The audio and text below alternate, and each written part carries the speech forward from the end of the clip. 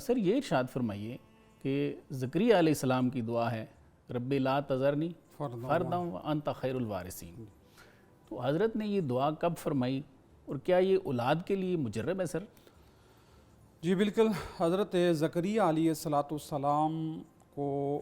اللہ تعالیٰ نے جو اولاد عطا فرمائی ہے نا جی وہ بڑھاپے کے اندر عطا فرمائی ہے۔ ٹھیک ہے، بڑھاپے تک سیدنا زکریا علیہ السلام کی کوئی اولاد نہیں تھی، صحیح، اور اس کے متعلق مفسرین کرام نے خود جناب رسول اللہ صلی اللہ علیہ وسلم کی احادیث کے اندر جو بات آئی ہے جی کہ یہ جو زکریا علیہ السلام تھے یہ حضرت مریم علیہ السلام جی جو سیدنا عیسیٰ علیہ السلام کی والدہ ہیں، والدہ ہیں، جی یہ ان کے خالو تھے، ٹھیک ہے، اور حضرت مریم علیہ السلام ان کے جو والد تھے عمران، وہ تو پہلے کے ہو چکے، وفات پا چکے تھے، تو ان کے بعد یہ جو سیدنا مریم علیہ السلام یہ حضرت زکریا علیہ السلام کی کفالت کے اندر تھی، ٹھیک ہے، اور حضرت زکریا علیہ السلام نے ان کے لیے بیت المقدس کے اندر ایک محراب نما کمرہ تیار کر رکھا تھا، جی اور یہ اس کے اندر اللہ کی عبادت کرتی تھی۔ سبحان ایک اللہ، مرتبہ حضرت زکریا علیہ السلام جب ان کے پاس محراب میں داخل ہوئے تو حضرت مریم علیہ السلام کے پاس بے موسم پھل تھے، جی جی ایسے، تو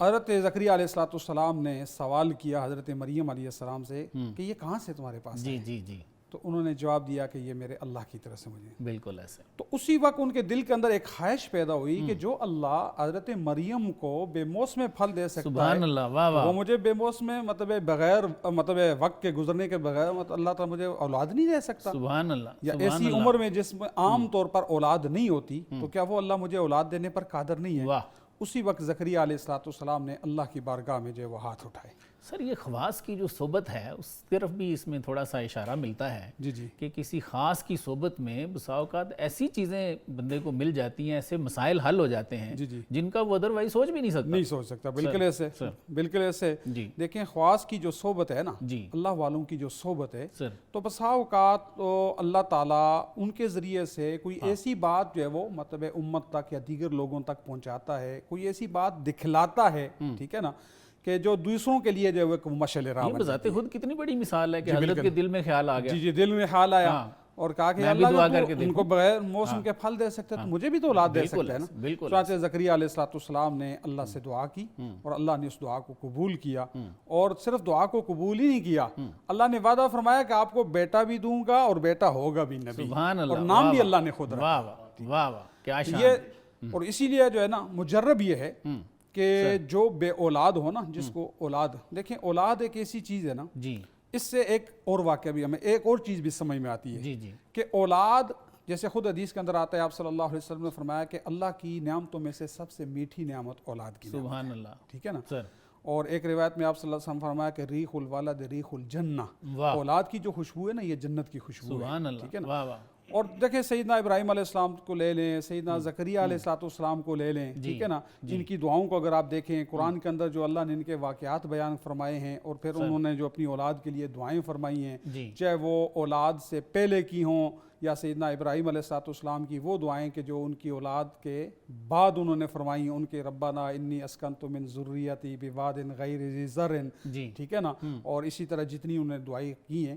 تو اب اس سے یہ پتہ چلتا ہے کہ حضرات انبیاء علیہ السلام، ٹھیک ہے نا، یہ بھی جو ہے وہ کیا ہیں، اولاد ایک ایسی چیز ہے نا کہ جو انبیاء علیہ السلام کی بھی مجبوری رہی ہے۔ صحیح ہے، صحیح ہے، دیکھیں حضرت ابراہیم علیہ السلام کی دعاؤں کا آپ قرآن کے اندر ان کا جی جی مطالعہ بالکل کریں، ایسے، اور حضرت زکریا علیہ السلام نے دیکھیں اس موقع سے کیسے جو ہے فوراً اللہ کی طرف عرض کیا، اللہ اگر تو مریم کو بغیر موسم کے پھل دے سکتے تو مجھے بھی تو اولاد دے سکتے، بے شک میری عمر گزر چکی ہے، سبحان میری بیوی بانج ہو چکی ہے، جی، اگرچہ اولاد کی اب عمر نہیں ہے لیکن تو چاہے تو دے آپ سکتا تو ہے۔ قادر ہیں نا، تو اللہ نے جو ہے وہ کیا کیا، ان کی اس پکار کو قبول کیا واہ، اور بیٹا بھی عطا فرمایا، اور بیٹے کو نبی بنانے کا اللہ نے وعدہ بھی عطا فرمایا۔ اور مجرب یہ ہے کہ جو بے اولاد ہو نا، اس دعا کو کثرت کے ساتھ جو آدمی پڑھتا ہے تو اللہ اس دعا کی، چونکہ دار نبی کی دعا ہے، نبی کی دعا اور اللہ نے قرآن کے اندر اس کو اور بیان قرآن میں کیا ہے، موجود ٹھیک ہے نا۔ اور میرا آپ کا یہ ایمان ہے کہ دیکھیں قرآن اللہ تعالیٰ نے جیسے نبی علیہ السلام کے اوپر نازل فرمایا ہے، تو قیامت تک آنے والے انسانوں کے لیے اس کے اندر جتنے احکامات ہیں، جتنی دعائیں ہیں، جتنے اللہ نے جو کچھ اس کے بیان کیے،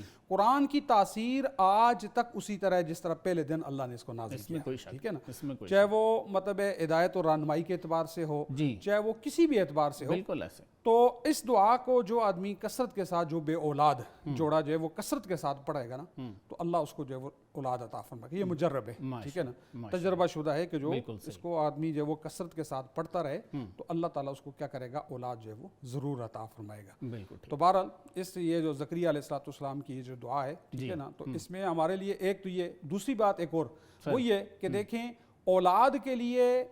چاہے اگر آپ بے اولاد ہیں تب بھی اللہ سے اولاد مانگیں جی, اور جب اولاد ہو جائے تو اس کے بعد اس کی صالحیت کے لیے دعا کرنا, یہ بھی انبیاء علیہ السلام کی سنت ہے. سبحان اللہ. دیکھیں سیدنا ابراہیم علیہ السلام نے اولاد کے لیے دعا کس سے مانگی؟ اللہ سے مانگی. حضرت زکریا علیہ السلام نے دعا کس سے مانگی؟ اللہ سے مانگی. ابراہیم علیہ السلام نے تو آگے نعمت کا سوال کر دیا, قال من ذریتی قال لا ینال عہد الظالمین. بے شک. اور اس کے بعد یہ ہے کہ پھر اولاد جب ہو جائے نا اس کے بعد بھی مطلب ہے کہ انبیاء کی سنت یہ ہے کہ ان کی صالحیت کے لیے وہ اولاد یعنی انسان کے لیے کیا بنے, صدقہ جاریہ بنے, صالح بنے, آنکھوں کی ٹھنڈک بنے, فخر کا ذریعہ بنے. تو یہ ہمیں قرآن کی یہ تعلیم ہے کہ بھائی اولاد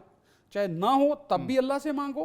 اور اگر کسی کو اللہ نے اولاد دے دی ہے تو اس کے بعد بھی اس کی صالحیت کے لیے, اس کی نیکوکاری کے لیے اللہ ہی سے دعا کرنی چاہیے. اور جیسے کہ حضرت ابراہیم علیہ السلام نے کی کہ اولاد ہونے کے بعد بھی دعا کس سے کر رہے ہیں؟ اللہ سے کر رہے ہیں, ٹھیک ہے نا, اور دیگر انبیاء علیہ السلام کا. تو بہرحال اولاد کے لیے دعا کرنی ہو تب بھی ہمیں قرآن سے اس کی جو ہے وہ کیا ملتی ہے, رہنمائی ملتی ہے. اور اولاد ہو جائے تو اس کے بعد اس اولاد کو نیک وکار بنانے کے لیے یہ بھی ہمیں قرآن سے رہنمائی ملتی ہے, ایک انبیاء کا طریقہ ہی. بالکل ٹھیک.